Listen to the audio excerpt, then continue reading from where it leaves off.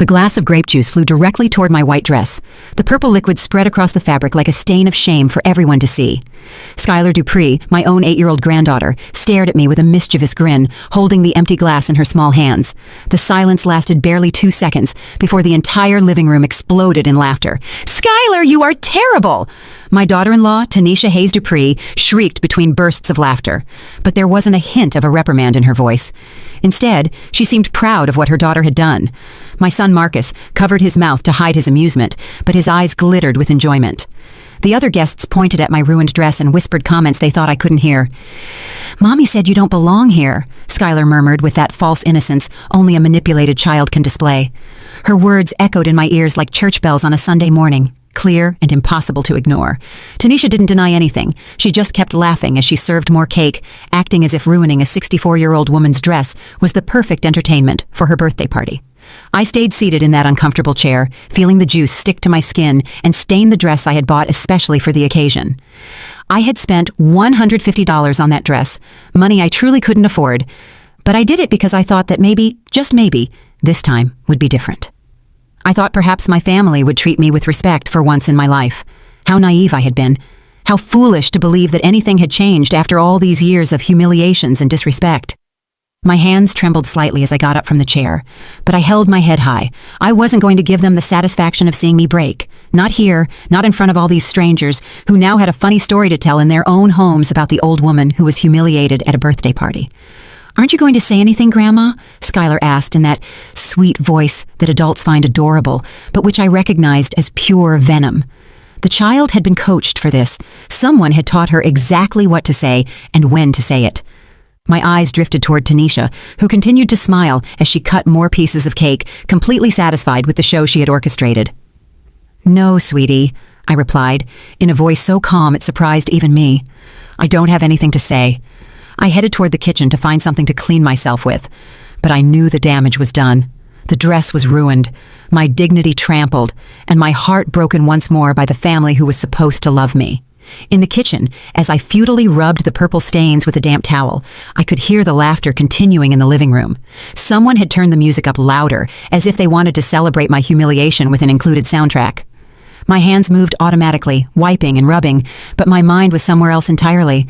I was recalling all the times I had come to these family gatherings with hope in my heart, all the times I had brought gifts no one appreciated, food no one ate, and love no one wanted to receive. For years, I had believed the problem was me, that perhaps I didn't know how to approach my own family, that maybe I was too old or too boring to fit into their modern lives. But standing there in that kitchen, with my ruined dress and my pride in pieces, I finally understood the truth I had been denying for so many years. They didn't want me there. They never had. I was just a family obligation they tolerated out of manners, a burden they had to endure on special dates because it was the right thing to do. The music from the living room grew louder and the voices more cheerful. It was as if my absence had improved the party, as if they could finally relax and truly enjoy themselves now that the uncomfortable old woman was out of sight. Skylar was probably receiving congratulations for her mischief, and Tanisha would be telling the story over and over, adding dramatic details each time she repeated it. I left the towel on the counter and headed toward the front door. No one noticed when I grabbed my purse and keys. No one said goodbye when I opened the door. No one asked if I needed help or if I was okay. I just walked out of that house in silence, with my stained dress and my heart finally clear about what I had to do. The fresh night air hit my face as I reached my car. My hands trembled slightly as I searched for my keys in my bag, but it wasn't from sadness. It was something different. It was the feeling of someone who has finally woken up after a very long, very painful sleep. I sat in the driver's seat and looked at myself in the rearview mirror. The woman looking back at me had dry eyes and an expression I hadn't seen in years: determination. That was what I saw in my reflection: pure, cold determination, like December ice. This wasn't the first time my family had treated me like I was invisible. As I drove back to my small apartment, memories began to flow like water from a broken dam. Every week, for the last 5 years, had been a repetition of the same humiliating pattern. The invitations always arrived at the last minute, as if I were an afterthought. "Essie, come over for Sunday dinner. Nothing special, just family." But I knew it was never nothing special to them. I was the filler, the person who completed the head count so the table didn't look so empty. I always arrived with something homemade, a dessert that had taken me hours to prepare, or an appetizer I had seen in a magazine and wanted to try. I spent between $30 and $50 each time on ingredients I truly couldn't afford, waking up at 5 in the morning to have everything ready. And each time, it was the same. They left my food in a corner of the table while everyone else rushed over the main dish brought by some other guest. "This looks so delicious," they would say, completely ignoring my contribution. By the end of the afternoon, my container always returned home with me, nearly untouched, with barely 1 or 2 servings taken out of courtesy. I remembered Marcus's birthday last year. I had spent $200 that I didn't have on a watch he had mentioned wanting. I took 2 buses to get to the downtown jewelry store because I couldn't afford a taxi, and I arrived home with swollen feet and a heart full of expectation. I thought that maybe, just maybe, my gift would be the one that excited him the most. When it was time to open gifts, Marcus unwrapped mine last, almost as a formality. "Thanks, Mom," he mumbled, without even looking at the watch properly, and left it on the table to continue with Tanisha's gift. She had bought him a shirt that cost half of what I had spent, but he tried it on immediately and spent the rest of the afternoon showing it off to all the guests. My watch was forgotten among the crumpled wrapping paper and used napkins. No one else saw it. No one asked how much it had cost or where I had gotten it. To them, it was just another gift from old Essie, something they expected to receive, but that generated no real excitement or gratitude. Skylar's celebrations were even worse. Every time she had a school play or a swim meet, I was the only one who didn't receive a formal invitation. I would find out by chance when I overheard Marcus mentioning it on the phone, and I would have to timidly ask if I could go. "Sure, Mom, you can come if you want," he always said, with that tone that made it clear my presence was optional and not particularly desired. I arrived at those events with flowers I had bought with my grocery money, sitting in the back row while Marcus and Tanisha took the best seats in the front. When Skylar went on stage or stepped onto the podium, I clapped louder than anyone, my heart swelling with pride for my only granddaughter. But afterward, when everyone gathered for family photos, I was always left out of the frame. "It's just for the parents," Tanisha would explain with that fake smile she had perfected over the years. I would step aside and watch them pose for dozens of pictures that they would later upload to social media. In none of those images was there any evidence that Skylar had a grandmother who adored her and who had been there supporting her from the stands. Sunday family gatherings at Marcus's house were exercises in emotional endurance. I arrived promptly at 12 noon, as I had always been taught was correct, but the meal was never ready until 3 in the afternoon.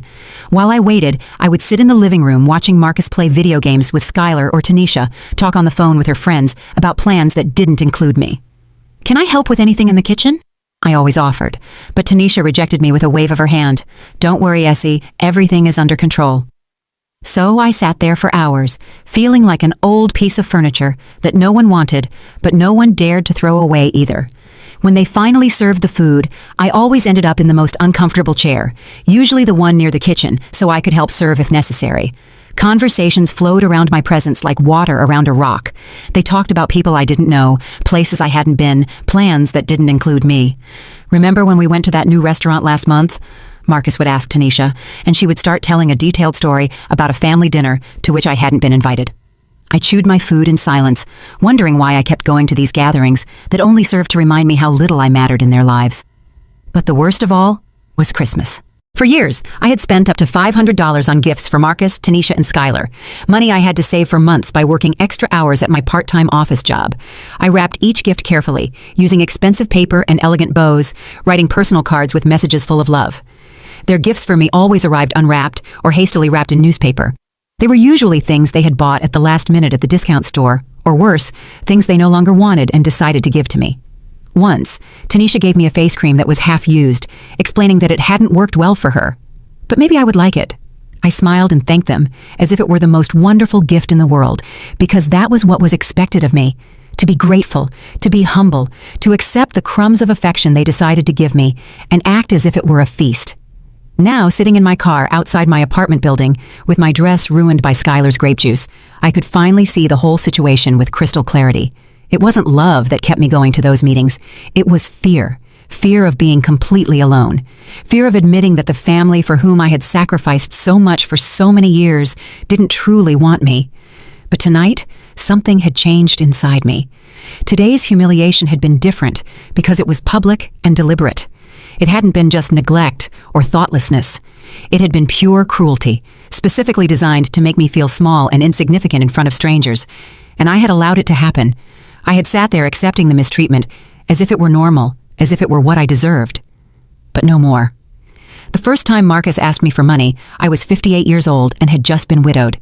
My husband, Robert Bobby Dupree, had died of a heart attack while working in the garden one April morning, leaving me with a small inheritance and a loneliness that I thought my children would fill. How wrong I was. Marcus came to my house 3 weeks after the funeral with red eyes and a story about problems at his job. "Mom, I need $5,000. It's temporary. I swear I'll pay you back in 2 months." He looked so desperate, so vulnerable, that I couldn't say no.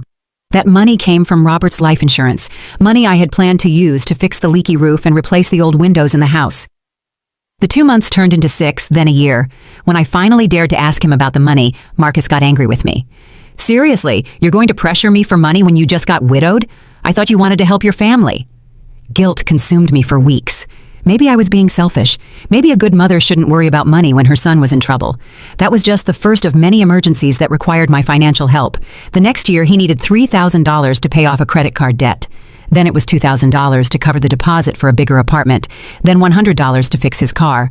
Each time he promised to pay me back, and each time I ended up waiting months without seeing a single dollar returned. But what hurt the most wasn't losing the money. It was the way they treated me after each loan. Instead of gratitude, I received indifference. Instead of respect, I received that condescending attitude that clearly said they expected my help as if it were their right, not my generosity. I vividly remembered the day Tanisha asked me to co-sign for their first house. She was barely 23 and didn't have enough credit history. "Essie, we need you to sign these papers. It's just a formality. You won't have to pay anything. We just need your name so the bank approves the loan." They took me to the bank office dressed in my best suit, the same one I had worn to Robert's funeral. The loan officer explained the terms of the contract, but I barely understood half of what he was saying. Marcus and Tanisha assured me it was routine, that thousands of parents did the same for their children every day. "Just sign here, Mom. Trust us."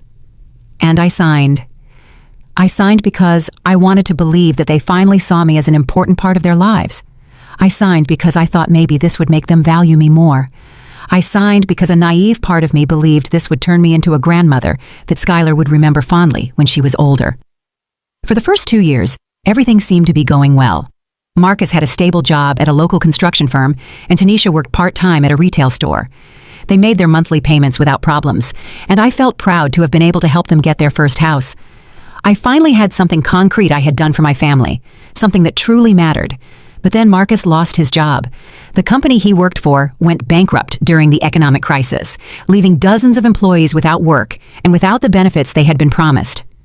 Suddenly, mortgage payments became impossible to keep up with. I found out about the situation not because they told me directly, but because the bank called me as the co-signer.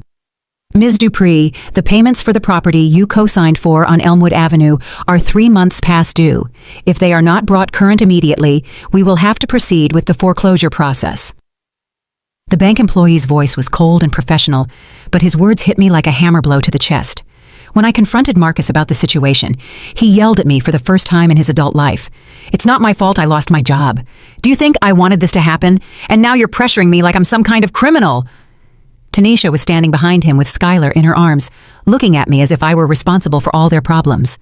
That night, I went home and calculated exactly how much money I had saved. If I paid the 3 months of back mortgage payments, I would have less than $1,000 left in my savings account. But if I didn't pay, they would lose the house and my credit would be ruined forever. I had no real option. I paid the $8,000 they owed, practically emptying all my emergency reserves. They thanked me. Marcus mumbled a "thank you" without looking me in the eye. Tanisha didn't even do that. They acted as if it had been my obligation to pay, as if signing as co-signer had automatically made me responsible for their financial errors. And the worst part was that, technically, they were right. The following months were a hell of constant calls from the bank. Every time Marcus and Tanisha were late on a payment, I was the first to find out. My phone would ring at 8 in the morning with bank employees reminding me of my contractual obligations, as if I were a professional debtor instead of a mother who had wanted to help her son. I had to get a second job cleaning offices at night to cover the payments when they couldn't. I arrived home at 11 at night with a sore back and hands cracked by the chemicals, all to keep afloat a house in which I was not welcome, because that was the ultimate insult. After all the money I had put in, after risking my financial stability for them, I was still treated like an awkward visitor when I went to their house. They never offered me a key. They never told me, "This is your home too." They never acknowledged that without my sacrifice, they would be living in a rented apartment or back with their parents. The situation worsened when they decided to remodel the kitchen. "It's an investment," Marcus explained when he asked me for another $4,000 for the new cabinets and appliances. "It's going to increase the property value." I knew it was a lie. I knew they simply wanted a nicer kitchen and expected me to pay for it. But I felt so trapped at that moment that I agreed. I worked double shifts for 6 months to raise that money. My feet swelled so much that I had to sleep with my legs elevated, and I developed chronic back pain that still bothers me to this day. All to pay for wood cabinets that Tanisha had seen in a magazine and decided she needed in her kitchen. The inauguration of the new kitchen was a party for 30 people to which I was not invited. I found out through the photos Marcus uploaded to Facebook, where everyone appeared to be toasting and celebrating the kitchen I had paid for. In one of the photos, Tanisha posed proudly next to the new granite island with a wine glass in her hand and a radiant smile. That night I called Marcus to ask him why I hadn't been invited. "We didn't think you'd be interested, Mom. You know you don't like crowds." It was a lie, and we both knew it. The truth was that my presence would have been uncomfortable for them. How could they show off their new kitchen in front of their friends if the woman who had actually paid for it was there to remind them of the reality? That was the first time I truly considered the possibility that my family was using me. But even then, even with all the evidence before my eyes, I found ways to justify their behavior. "They're young," I told myself. "They don't understand the value of money yet. Someday they will thank me properly." How blind I had been, how desperate to be loved I had been, that I had confused being exploited with being needed. The moment everything changed forever was when Skylar turned 7. I had planned that celebration for months, saving every penny I could to buy her the perfect gift. I knew Skylar loved horses, so I spent $300 on a themed dollhouse I had seen at the downtown toy store. It was a beautiful piece with miniature stables, small horses of different colors, and even tiny leather saddles. The night before her birthday, I worked until 2 in the morning, wrapping each small piece separately so Skylar would have many little gifts to open. I used gold paper that I had bought especially for the occasion and tied each package with pink ribbons that matched the decor I knew Tanisha had chosen for the party. I arrived at the celebration with my arms full of perfectly wrapped packages, excited to see Skylar's face when she discovered what was inside. But from the moment I crossed the door, I knew something was different. Tanisha greeted me with a tense smile, and Marcus avoided eye contact with me completely. "Essie, so glad you made it," Tanisha said with that sweet fake voice she had perfected over the years. "Can you put the gifts over there on that table?" She pointed to a small table in the corner, far away from where all the other gifts were piled up. It was evident that my gifts were being segregated from the rest, as if they weren't good enough to mix with the others. The party was full of children Skylar's age and their parents, people I didn't know, but who were clearly part of Marcus and Tanisha's social circle. I sat in an isolated chair, watching my family interact naturally with these strangers while completely ignoring me. It was as if I were invisible, as if my presence had no impact on the atmosphere of the celebration. When it was time to open the gifts, Skylar went first to the main pile of presents. She opened a new bicycle that one of her friend's parents had given her, then a video game from her paternal aunt and uncle, then an expensive doll she had specifically asked for and that Marcus and Tanisha had bought her. Each gift was received with screams of joy and enthusiastic hugs. My gifts were left for last, almost as an obligation. Skylar approached the corner table with less enthusiasm than she had shown all afternoon. She began to open the small packages I had wrapped so carefully, but I could immediately notice that her interest was feigned. Other children had started to get bored, and some parents were already checking their phones. "How pretty, Grandma," Skylar exclaimed each time she opened a piece, but her words sounded rehearsed, as if someone had coached her on what to say. There were no shouts of excitement, no genuine look of astonishment she had shown with the other gifts, just forced courtesy and smiles that didn't reach her eyes. What hurt the most was realizing that Skylar didn't even understand what the complete set was. To her, each little package was an individual gift unconnected to the others. The equestrian dollhouse I had envisioned as a magical play experience had become a disorganized collection of loose pieces that made no sense together. "Can I go play with my new bike?" Skylar asked, before finishing the last package. Tanisha immediately nodded, and all the children ran out to the backyard, leaving my gifts scattered on the table as if they were trash someone would have to clean up later. I sat there watching as the pieces of my perfect gift lay abandoned among the crumpled paper and untied ribbons, $300 thrown away. But what truly broke my heart wasn't the lost money, but the realization that nothing I did would ever be enough for this family. Marcus approached me as I tried to pick up the pieces of the dollhouse.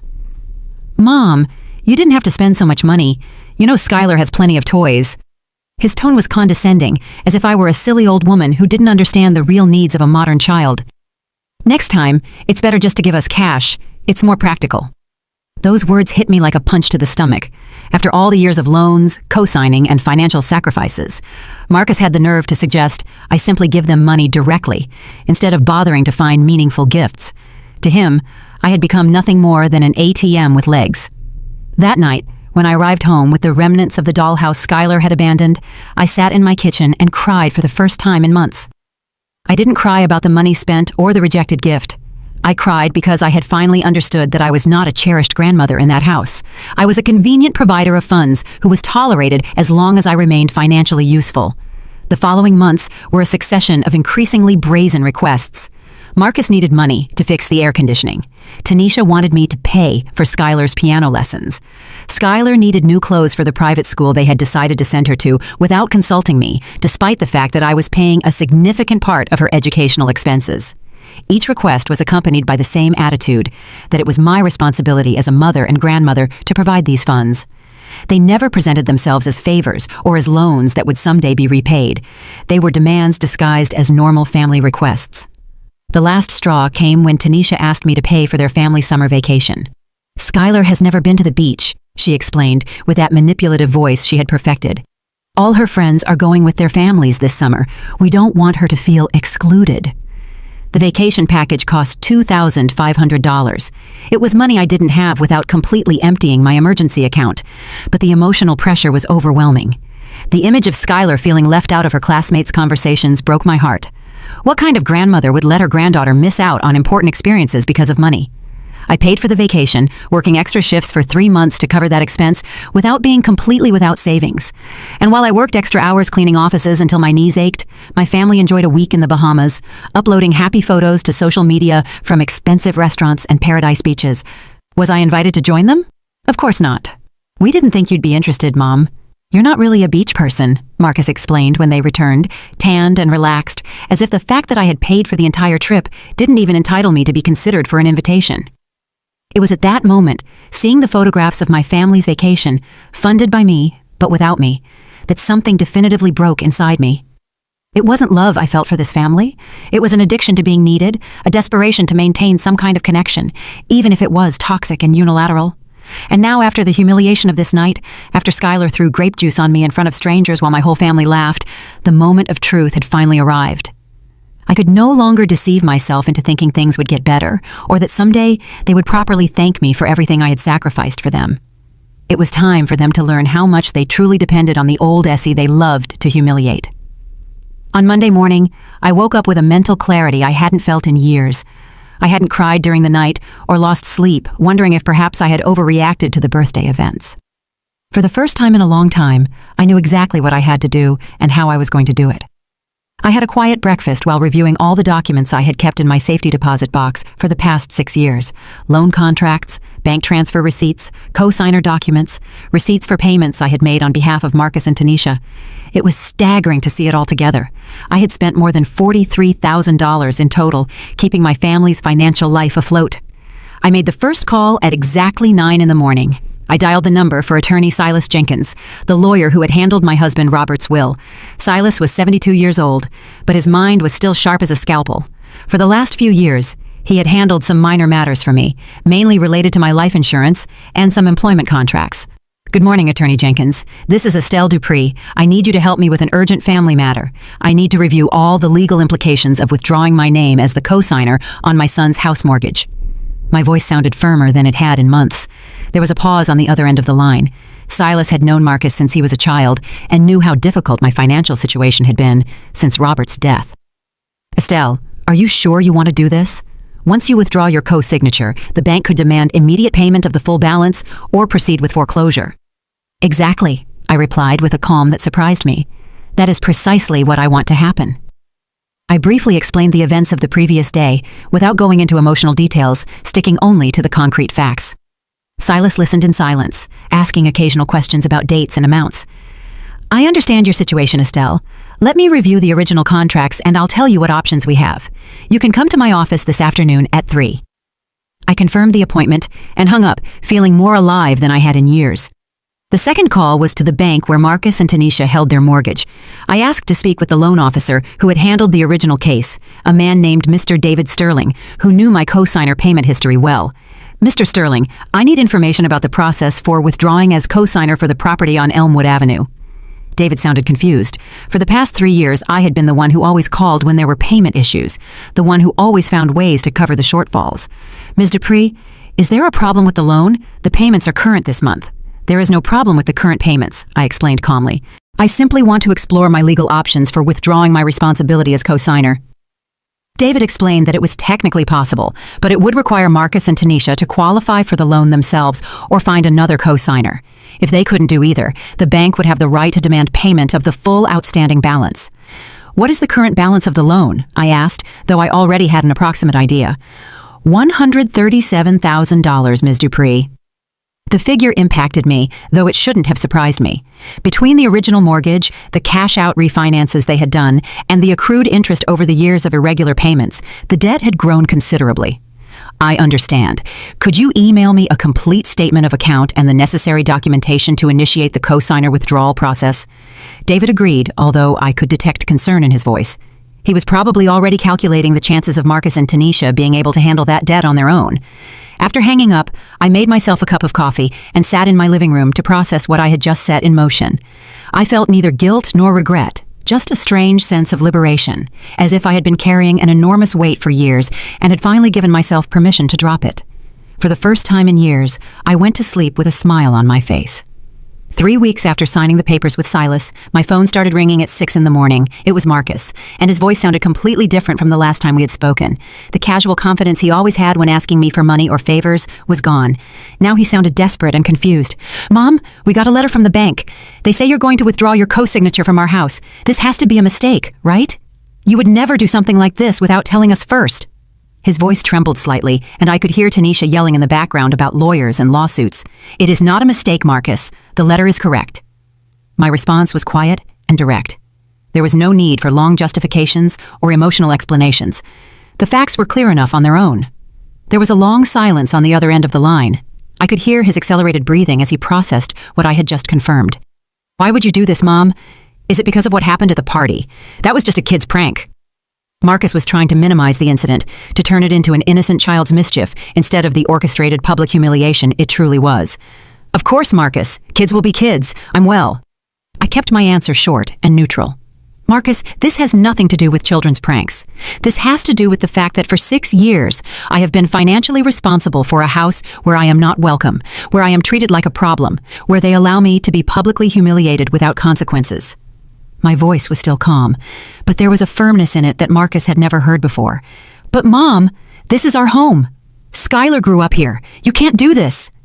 Now there was real panic in his voice. He was finally understanding that his mother was not the manipulable woman he had known all these years. "This is the house that I have been paying for 6 years, Marcus. A house you bought, remodeled, and enjoyed while I worked double shifts to cover the late payments. A house where you celebrated the inauguration of the kitchen I financed without even inviting me to see it. It is time for you to learn to be responsible for your own financial decisions." I hung up the phone before he could respond. 5 minutes later, it rang again. This time it was Tanisha, and her tone was completely different from Marcus's. Where he had shown panic, she showed pure rage. "Essie, how dare you do this? We are your family. You can't let Skylar lose her home over an old woman's tantrum." Her voice was venomous, full of that hostility she had always kept barely hidden beneath a facade of forced courtesy. "Tanisha, you decided that I don't have a place in that family. Now you are going to discover what it feels like to live without my financial support." My response infuriated her even more. "You are a bitter, selfish old woman. We always knew you were like this, but now you're proving it. You're going to destroy your own granddaughter's life for revenge." Tanisha was screaming so loud that I had to hold the phone away from my ear. The only person who is going to destroy Skylar's life is her parents, who preferred to spend money they didn't have instead of teaching her respect for her grandmother.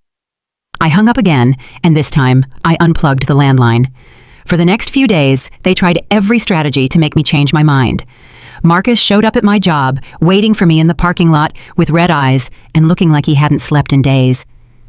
"Mom, please, let's talk like adults. I know you're hurt by what happened, but this is going too far. We can fix things." "Marcus, for 6 years, I have acted like an adult. working extra hours to maintain your house while you treated me like I was invisible. Now it's your turn to act like an adult and face the consequences of your actions." I didn't stop to hear his response. I simply walked to my car and drove away. The next tactic was sending Skylar. One afternoon when I got home from work, I found my granddaughter sitting on the steps of my building with her school uniform dirty and tears in her eyes. She had walked 8 blocks from her school to my apartment, something her parents would never have allowed her to do under normal circumstances. "Grandma, Mom says you're going to make us lose our house. Is it true?" Her little eyes were red from crying, and for a moment I felt a pang of guilt in my chest. But then I remembered how those same eyes had looked at me with contempt as she threw grape juice on my dress. "Skylar, tell your mom that adults make adult decisions. This situation is not your responsibility." I walked her back to her house, staying firm despite her tears and innocent questions about why Grandma no longer helped them. When we arrived, Marcus and Tanisha were waiting at the door with expressions that alternated between hope and rage. "Mom, look what you're doing to Skylar. Is this what you want? To see your granddaughter suffer?" Marcus pointed to Skylar, who had clung to Tanisha's leg and was sobbing. "What I don't want is to see my granddaughter grow up thinking that it's okay to disrespect older people because her parents allow it." My words cut the air like broken glass. Skylar is suffering because you are using her as an emotional pawn instead of teaching her that actions have consequences. That night, someone keyed my car. They had used a key or some sharp object to scratch "egoist" in large letters across the driver's side door. They had also deflated all 4 tires. When I called the police to report the vandalism, the officer who took the report asked me if I had any suspicions about who might have done it. "I have some ideas, but I can't prove it," I replied honestly. The officer nodded with understanding. He had probably seen similar cases of family disputes escalating to acts of vandalism. "Ma'am, I recommend you install security cameras if possible. Cases like these tend to get worse before they get better." His words turned out to be prophetic. The following week, someone put rotten eggs on my door. Then it was balloons filled with red paint that burst against my windows. Each incident was minor enough that the police couldn't do much, but annoying enough to make it clear that someone wanted me to feel harassed in my own home. Marcus started showing up at the places where I worked, waiting for me outside the offices I cleaned at night. "Mom, this is ridiculous. We're family. Families don't destroy each other over misunderstandings." But he no longer sounded pleading. Now there was a subtle threat in his voice, an implication that things could get worse if I didn't cooperate. "Marcus, families also don't humiliate their mothers in front of strangers," I replied one night when he intercepted me in an office building parking lot. "If you really want to fix this, you can start by apologizing properly and showing that you understand what you did wrong." "We already apologized. What more do you want?" His frustration was reaching the boiling point. "Marcus, you never apologized. What you did was minimize what happened and tell me it was my fault for being too sensitive." My answer visibly infuriated him. "Fine, we're sorry. Are you happy now? Now take your name off the cosign and stop destroying our lives." He shouted so loud that other employees came out of the building to see what was happening. "That is not an apology, Marcus. That is rage disguised as remorse. A real apology requires understanding why what you did was wrong and showing behavioral changes, not just saying words because you want something in return." I walked away toward my car, leaving him shouting obscenities in the parking lot. That night, when I got home, I found all the tires on my car slashed and the windshield broken. This time, there was no doubt that someone had significantly escalated the situation. The note taped to my door confirmed it. "Last chance, you crazy old woman. Sign the papers or things are going to get worse." For the first time in weeks, I felt a moment of doubt. Had I gone too far? Was all of this worth it just to prove a point? But then I remembered the laughter of my entire family as the grape juice dripped from my dress. I remembered years of being treated like an ATM with legs. I remembered all the humiliations I had silently endured. No, I hadn't gone too far. I was just getting started. The call that changed everything came on a Wednesday morning while I was having breakfast. It was Brenda Miller, the secretary who worked at the construction office where Marcus had been employed until 2 years ago. Brenda had been kind to me during the years Marcus worked there, always asking about my health when I occasionally visited him. "Ms. Estelle, I need to talk to you about something important. Can we meet in private?" Her voice sounded nervous, as if she feared someone might be listening to the conversation. "It's about Marcus and some documents I found when they were cleaning out the company's old files." We agreed to meet that same afternoon at a small coffee shop near my apartment. Brenda arrived on time, carrying a manila folder she held against her chest, as if it contained dangerous secrets. She sat across from me and ordered a coffee with trembling hands before speaking. "Ms. Estelle, what I'm about to show you could get me into trouble, but I think you have the right to know." She opened the folder and took out several photocopied documents. When Marcus worked with us, he handled some of the material and supplier accounts. We found these falsified invoices that he had been submitting to receive reimbursements for materials that were never purchased. The papers she showed me were copies of invoices where Marcus's handwriting had been altered to increase the amounts. A lumber invoice for $300 had been modified to show $1,300. A cement invoice for $200 had been changed to $700. There were at least 15 different documents, each showing clear evidence of fraud. "How much money did he take in total?" I asked. My voice sounded strangely calm considering the magnitude of what I was seeing. "We estimate it was around $8,000 over a 6-month period. The company owner never pressed charges because Marcus was popular among the other employees, and he didn't want to create problems. He just fired him and tried to keep everything quiet." Brenda looked at me with compassion, probably expecting me to react with shock and tears. "Why did you decide to tell me this now, Brenda?" It was a legitimate question. 2 years had passed since Marcus had been fired. "Because yesterday Marcus came to the office trying to convince the boss to give him a letter of recommendation. He said he needed to prove he had been a reliable employee to get a loan from the bank." Brenda lowered her voice and leaned toward me. "Ms. Estelle, he also mentioned that you were being problematic and trying to sabotage his financial stability out of spite." That didn't sound at all like the woman I knew. The pieces began to fit together in my mind with crystal clarity. Marcus had been desperate to get that letter of recommendation because he knew that without the cosigner, he needed to demonstrate stable income and financial reliability to keep the house. He was also trying to construct a narrative where I was the irrational villain, preparing the ground for when the mortgage situation became public. "Can I keep copies of these documents?" Brenda nodded and handed me the entire folder. "There's more, Ms. Estelle. I spoke with Patrice Washington, who worked in human resources when Marcus was employed. She told me that Marcus had been faking overtime hours on his time cards.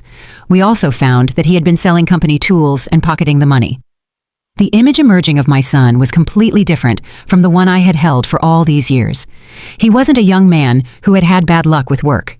He was someone who had been systematically committing fraud, stealing from his employers, and building his lifestyle on lies and stolen money. "Does Brenda know other people who worked with Marcus and might have similar information?" She nodded and gave me the names and phone numbers of 3 former co-workers who had witnessed Marcus's questionable activities. That night I called the first number. It was Darren Scott, a construction supervisor who had worked directly with Marcus. "Ms. Dupree, your son has serious honesty problems. I was the one who discovered he was stealing tools and selling them online. When I confronted him, he threatened to accuse me of theft if I said anything." The second call was to Patrice Washington, who told me about the faked overtime hours and also about something that chilled me. Marcus used to brag about how he had tricked his mother into co-signing for his house. He would say that you didn't really understand what you were signing and that it was easy to manipulate you because you were afraid of losing your family. Those words hit me like a fist to the stomach. Not only had I been the victim of financial fraud, but I had been the victim of calculated emotional manipulation.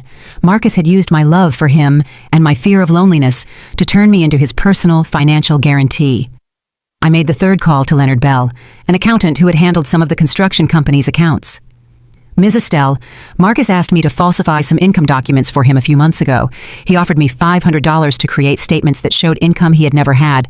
Of course, I refused the offer, but I worry that he found someone less scrupulous who agreed to do it." After those calls, I sat in my living room with all the documents spread out on the coffee table. It wasn't just my son who had been deceiving me. It was an entire network of lies and fraud that stretched back years. The money I had been sending them for emergencies had probably been necessary because Marcus had lost jobs due to stealing, not economic bad luck. The next day, I visited Silas Jenkins with all the information I had collected. His eyes progressively widened as he reviewed each document, each testimony, each piece of evidence I had gathered in less than 24 hours. "Estelle, this is very serious. Your son has not only committed fraud against previous employers, but has also defrauded you. This evidence could be sufficient to press criminal charges if you so desire." "Silas, I don't want to press criminal charges against my own son, but I want this information to be legally documented in case Marcus tries to sue me or create legal problems for withdrawing my co-signature." Silas nodded with understanding. "We can prepare a sworn statement with all this evidence and have it ready in case it is necessary. I also suggest we contact the bank to inform them about the fraudulent nature of some of the income documents Marcus may have originally submitted." That afternoon, when I got home, I found Marcus waiting for me in the parking lot. But this time he wasn't alone. He had brought two men I didn't recognize, both intimidating looking and aggressive in attitude. My first instinct was to turn around and leave, but something inside me told me that running away would give them exactly the reaction they expected. "Mom, these are my friends, Alfred and Manny. They understand business and family, and they think you should reconsider your decision about the house." Marcus sounded different, colder, more calculating than in our previous conversations. One of the men approached me with a smile that didn't reach his eyes. "Ms. Estelle, your son told us about your family situation. We believe in the importance of keeping families together. Maybe we can help resolve this misunderstanding." "There is no misunderstanding, gentlemen. There is a decision I have made after years of being mistreated by my own family."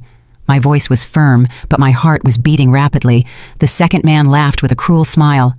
"Ma'am, sometimes older people get confused about what's best for everyone. Maybe you need someone to help you see things more clearly." It was at that moment that I understood Marcus had crossed a line I never thought he would cross. He was willing to use physical intimidation against his own mother to get what he wanted. But what he didn't know was that now I had weapons he had never imagined I possessed. "Marcus, tell your friends to leave, and tell your wife that the threats and vandalism are going to stop right now, or all the information I have about your fraudulent activities will go directly to the relevant authorities." The expression on his face changed immediately. "What are you talking about?" I took out my phone and showed him a photo of one of the falsified documents Brenda had given me. "I'm talking about this and much more. Now get off my property before I call the police." For the first time in our lives, I was the one who held all the power. The summons arrived on a Tuesday morning. It was a formal lawsuit filed by Marcus and Tanisha against me, accusing me of malicious family abandonment and intentional destruction of family assets. They had hired a lawyer named Arthur Trevino, who apparently specialized in family disputes and elder manipulation cases. When I showed the documents to Silas, he laughed for the first time since he had started handling my case. "Estelle, this is exactly what we expected them to do. By suing you, they have opened the door for us to present all the evidence we have compiled about Marcus's fraudulent activities." The lawsuit alleged that I had abused my position as co-signer to emotionally manipulate a young family and had used financial blackmail for personal revenge. According to the document, I was a confused, vindictive older woman who was destroying my granddaughter's stability due to irrational resentments.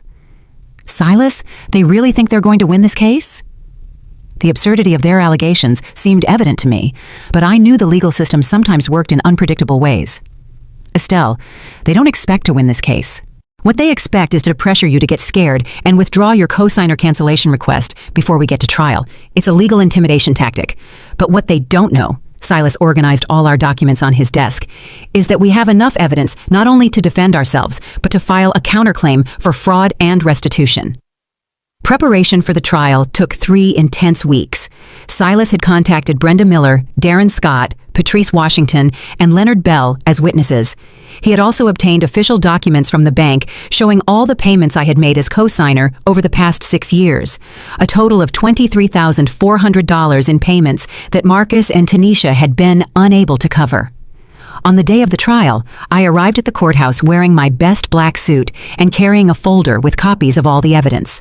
Marcus and Tanisha were sitting on the other side of the room with their lawyer, avoiding eye contact with me. Tanisha was wearing a conservative dress and a practiced victim expression, while Marcus looked tense and nervous. The judge was a woman around 50 years old named Honorable Judge Evelyn Thorne. She had read all the pretrial documents and seemed to have little patience for cases she considered frivolous family disputes. Her first question was direct. "Mr. Trevino, explain to me exactly what Ms. Dupree violated by exercising her legal right to withdraw her co-signature from a mortgage loan." Marcus's lawyer stammered for a moment before responding. "Your Honor, our position is that Ms. Dupree is using this legal right maliciously with the specific intention of causing emotional and financial harm to her family." "I understand your position, Mr. Trevino, but can you cite any legal precedent that establishes that exercising a legal right becomes illegal based on the person's emotional motivations?" The judge was clearly unimpressed with the plaintiff's arguments. When it was Silas's turn to present our defense, he began by showing the complete chronology of my financial support to Marcus and Tanisha. "Your Honor, Ms. Dupree is not acting out of malice. She is acting as any reasonable person would after years of financial and emotional abuse." He presented copies of all the bank transfers I had made, all the mortgage payments I had covered, and all the loans I had granted that had never been repaid. The total amounted to $43,200 over 6 years.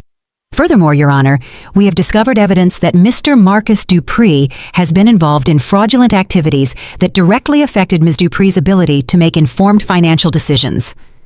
Silas began presenting the falsified documents that Brenda had found, the sworn statements from Marcus's former co-workers, and the evidence that Marcus had been lying about his income and job stability for years.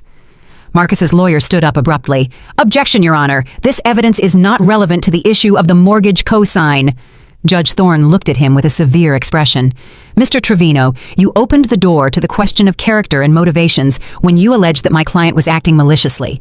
Mr. Marcus Dupree's previous conduct is absolutely relevant to establishing a pattern of dishonest behavior toward his mother." Brenda Miller was the first witness to take the stand. She spoke clearly and calmly about the fraudulent documents she had found, about the admissions Marcus had made about manipulating his mother, and about his recent attempt to obtain false letters of recommendation. "Ms. Miller, did Mr. Marcus Dupree ever express remorse for defrauding his previous employer?" Silas asked. "No, sir. In fact, when I spoke with him last week, he told me that his mother was a difficult woman who didn't understand how modern families work. He said she was being selfish for not continuing to support them financially." When Darren Scott testified about the theft of tools and the threats Marcus had made to him, I could see the judge's expression hardening more and more. When Patrice Washington told about the faked overtime hours and Marcus's derogatory comments about my supposed naivete, the judge took extensive notes. The most impactful moment came when Silas called me to the stand to testify. I had practiced my testimony for days, but when the moment came to speak, the words flowed naturally. "Your Honor, for 6 years I have worked double shifts, emptied my savings, and mortgaged my financial future to keep afloat a family that treated me like I was invisible. I paid for vacations I was not invited to, for renovations I could not enjoy, for a house where my presence was tolerated but not desired." I described the incident at Tanisha's birthday party, the public humiliation I had suffered, and the years of emotional abuse I had silently endured. "Your Honor, the day my own granddaughter threw grape juice on me while my whole family laughed, I finally understood that it wasn't love that kept me helping them. It was fear. Fear of being alone, fear of admitting that the people for whom I had sacrificed everything didn't truly want me." When Marcus's lawyer tried to cross-examine me, his questions focused on trying to paint me as a confused, vindictive older woman. "Ms. Dupree, isn't it true that you are doing this out of spite because you felt offended at a family party?" "No, sir. I am doing this because I finally understood that for years I have been the victim of emotional and financial fraud. My son and his wife built their lifestyle on lies and on my money, and when I tried to set boundaries, they resorted to intimidation and vandalism." I presented the photographs of the damage to my car, the written threats I had received, and testified about the intimidating men Marcus had brought to pressure me. "Your Honor, a mother who truly loves her family does not resort to physical intimidation when that family sets reasonable financial boundaries." When all the testimonies ended, the judge retired to deliberate for 1 hour. When she returned, her verdict was clear and unequivocal. This court finds that Ms. Estelle Dupree has acted within her legal rights in withdrawing her co-signature from the mortgage loan in question. Furthermore, this court finds compelling evidence of a pattern of fraudulent and manipulative behavior on the part of Mr. Marcus Dupree toward his mother. The judge ordered that the lawsuit against me be dismissed completely. Furthermore, she ordered that Marcus and Tanisha pay all my legal costs, a total of $4,500. She also issued a restraining order prohibiting them from contacting me or approaching my property for 1 full year. Mr. Marcus Dupree, this court warns that any future harassment or intimidation toward your mother will result in criminal charges. Ms. Dupree has the right to live free from threats and manipulation, even when those threats come from members of her own family. When I left the courthouse that afternoon, Silas shook my hand with a genuine smile. "Estelle, you won more than a legal case today. You won your freedom." For the first time in 6 years, I felt completely free. 2 years have passed since the day of the trial. 2 years in which my life has changed in ways I never would have imagined possible. I am sitting in the small coffee shop that I opened with the money I had been spending on keeping Marcus and Tanisha's financial life afloat. Robert's Corner is named after my late husband, and every morning when I open the doors, I feel as if he is here with me, proud of the woman I have finally become. The coffee shop is located downtown, in a space I rent for $900 a month. With the $4,500 that Marcus and Tanisha had to pay me for legal costs, plus the savings I had accumulated by no longer having to cover their expenses, I was able to make the necessary renovations and purchase the initial equipment. It is not a luxurious place, but it is mine. The walls are painted a warm cream color. There are plants in every corner, and soft jazz music creates a cozy atmosphere. I serve fresh coffee, homemade pastries that I bake every morning, and simple sandwiches for lunch. My regular customers include area office workers, college students, and senior couples who come to enjoy a quiet environment. Brenda Miller became my first part-time employee. After she testified on my behalf, she lost her job at the construction office because the boss feared retaliation from other corrupt employees. "Ms. Estelle," she told me when I offered her the job, "working for you is an honor. I finally get to work for someone who values honesty." The coffee shop generates enough income to cover my living expenses and allows me to save a small amount each month. It is not a fortune, but it is honest stability built on my own efforts, not on the manipulation of others. Every dollar that enters my register is clean, earned through hard work and fair dealing with my customers. The mornings are my favorite. I arrive at 5:30 to start baking the day's pastries. The aroma of cinnamon and coffee filling the empty space gives me a feeling of peace I hadn't experienced in years. There is no phone ringing with family financial emergencies, no emotional drama, just the honest work of creating something that makes people happy. My regular customers have become a kind of chosen family. There is Mrs. Hortensia, a 75-year-old woman who comes every Tuesday and Thursday for a latte and tells me about her grandchildren who live in another city. Unlike my experience with Skylar, Mrs. Hortensia talks about her grandchildren with genuine pride, and they call her regularly to ask how she is. There is also Mr. Manuel, a widowed man my age who comes every morning at 8 o'clock to have breakfast before going to his part-time job at a bookstore. We have developed a friendship based on quiet conversations about books, movies, and life in general. There is no drama, no manipulation, just two adults who enjoy each other's company without toxic expectations. On weekends, I organize small events at the coffee shop, poetry reading nights, board game afternoons for seniors, and book swap sessions. These events attract people who, like me, have discovered that true community is built on mutual respect and shared interests, not on forced family obligations. The restraining order against Marcus and Tanisha expired 6 months ago, but they have made no attempt to contact me. According to the few things I've heard through mutual acquaintances, they lost the house 3 months after the trial. The bank proceeded with the foreclosure exactly as Silas had predicted, and they had to move to a small apartment in a less desirable neighborhood. Marcus got a job at a landscaping company for minimum wage. The only employment he could find after his history of fraud became known in the local construction community. Tanisha had to get a full-time job at a supermarket to help cover basic expenses. Their lifestyle changed drastically, but they are finally living within their real means instead of relying on other people's money. Information about Skylar occasionally reaches me through Mrs. Hortensia, who knows some of the mothers at the school where my granddaughter studies. Skylar adapted to the change better than expected.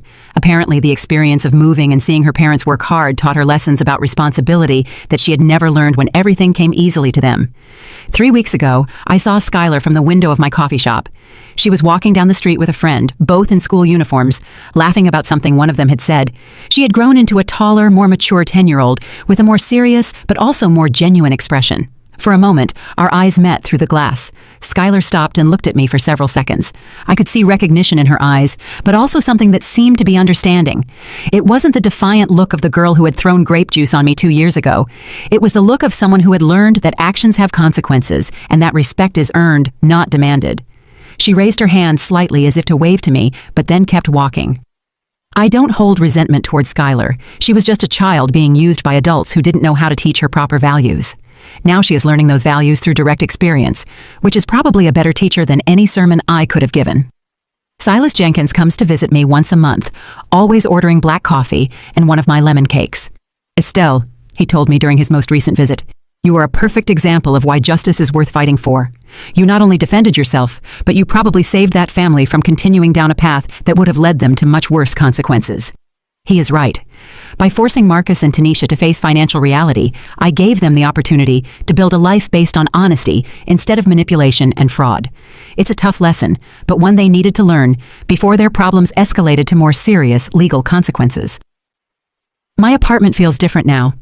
It is no longer a refuge where I hide from a family that mistreats me. It is my home, decorated with things I like, full of books I enjoy reading, and visited by people who genuinely value my company. I have plants that I meticulously care for, paintings I chose because they make me smile, and a tranquility that comes from knowing that no one can manipulate my emotions to get my money. On Sundays, instead of sitting through uncomfortable family gatherings, I go to church at a small, predominantly black church near my house. After the service, I often have lunch with other members of the congregation who have become genuine friends. They are people who know me as Estelle, the coffee shop owner, not as Estelle, the mother who can be financially exploited. This morning, as I prepared the coffee for another day of honest work, I looked at myself in the small mirror I have behind the counter. The woman looking back at me was 66 years old, with a few more wrinkles than 2 years ago, but eyes that sparkled with a confidence I hadn't seen in decades. I am not rich. I don't have a big family to celebrate me on holidays. I don't have grandchildren who call me to tell me about their school achievements, but I have something I hadn't had in years: self-respect and control over my own life. The best revenge, as they say, is living well. And for the first time in my adult life, that is exactly what I am doing. This afternoon, as I locked up the coffee shop after another successful day, I noticed a familiar figure standing across the street. It was Marcus, thinner and in dirty work clothes, watching my cafe from a distance. He didn't approach. He didn't try to come in. He just stood there for a few minutes before moving on. In his eyes, I saw something I had never seen before: respect, maybe even a little pride. His mother, the woman he had underestimated for so many years, had built something of her own with her own hands. She was no longer the victim he could manipulate. She was an independent businesswoman who had found her own dignity. I locked the cafe door, turned off the lights, and walked home under the afternoon sun. Tomorrow would be another day of honest work, another day of living life on my own terms, and I couldn't be happier. 6 more months have passed, and this November morning I woke up to the news that my coffee shop had been selected as Small Business of the Month by the local Chamber of Commerce. The recognition plaque will arrive next week, along with an article in the local newspaper that will include my photograph and the story of how a 66-year-old woman started her first business. The irony is not lost on me. For decades, no one in my family saw me as capable of achieving anything significant on my own. I was just the older woman they could use to solve their financial problems. Now, strangers recognize me as a successful entrepreneur who has contributed positively to the community. Brenda brought me my coffee this morning with a radiant smile. "Ms. Estelle, my daughter asked me yesterday if you could give her advice on how to open her own bakery. She says you are her inspiration for older women who want to keep growing." I laughed when I heard this, remembering how many times Marcus and Tanisha had insinuated that I was too old to understand the modern world. The Chamber of Commerce recognition includes an invitation to speak at a seminar on entrepreneurship for seniors. Apparently, my story has inspired other people in my age range who believed it was too late to start something new. The event coordinator explained that there is a growing demand for stories like mine, stories of people who found their purpose after 60. Mr. Manuel has become more than a regular customer. Over the last few weeks, we have started taking walks in the park on Sundays after I close the coffee shop. Yesterday, he brought me wildflowers he had picked during his morning walk. A simple gesture, but full of genuine consideration. It is refreshing to be with someone who wants nothing from me, except my company. "Estelle," he told me yesterday as we shared a slice of apple pie, "it's admirable how you built all of this after what you went through with your family." We rarely talk about my previous situation, but when we do, he always refers to it with respect and understanding, never with pity or judgment. Last week, I decided to expand the cafe's menu to include more elaborate home-cooked meals. I now serve stews, soups, and traditional dishes that I prepare every morning before opening. The demand has been so high that I am considering hiring another part-time person to help with the cooking. It is strange to think that less than 3 years ago, I was worrying about how to pay my own bills, and now I am creating jobs for others. The weekend events have evolved too. This Saturday, we will have our first story swap night, where customers can share meaningful life experiences. The idea came up when Mrs. Hortensia mentioned that many older people feel invisible in a society that primarily values the young. My cafe has become a space where life experiences are valued as wisdom, not dismissed as irrelevance. Yesterday, I received an unexpected letter. It was from Darren Scott, the construction supervisor who had testified about Marcus's fraudulent activities. He wrote to tell me that Marcus had applied for a job at his new company, but he had rejected the application due to his history.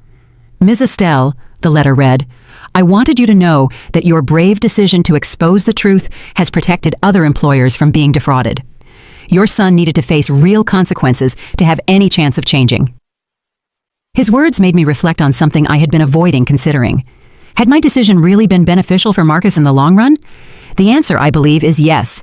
For years, my constant financial rescues had taught him that he could escape the consequences of his actions. Now, for the first time in his adult life, he is experiencing the direct connection between decisions and results. Brenda told me she saw him last week working in the garden of a house in our neighborhood. He looked tired but focused on his work, something she had never observed in him during the years he worked at the construction office. He looked different, she told me, More serious, as if he finally understood that honest work requires honest effort. 2 weeks ago, while organizing old papers in my apartment, I found a photograph of the family they had taken on the Bahamas vacation that I had paid for. In the image, Marcus, Tanisha, and Skylar were smiling radiantly on the beach, tanned and relaxed, with no indication that those vacations had been financed by someone who wasn't welcome to join them.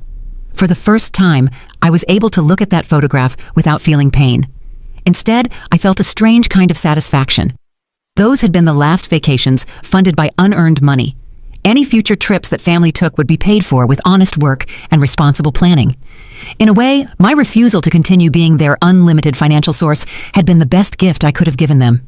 My therapist, Dr. Laura Munoz, suggested that I start writing a journal about this experience. Estelle, she told me during our most recent session, your story could help other people who are living similar situations of family financial abuse. Many people, especially women your age, feel trapped in toxic patterns because they believe they have no options. I have started writing at night after closing the cafe. It is not easy to revisit all those years of manipulation and self-deception, but it is also liberating to put into words what I lived and how I found the strength to change it. Perhaps someday these reflections can become something more formal, a book or a series of articles that help others in similar situations. What surprises me the most about this new phase of my life is how productive I feel. For years, my energy had been constantly drained by family crises and financial emergencies that never ended. Now, that same energy is channeled into creating, building, and contributing in positive ways. It is as if I have discovered reserves of creativity and ambition that had been dormant for decades. Last month, a young reporter from the local newspaper interviewed me for an article on women entrepreneurs. During the conversation, she asked me if I ever regretted the drastic decisions I had made with my family. My answer was immediate.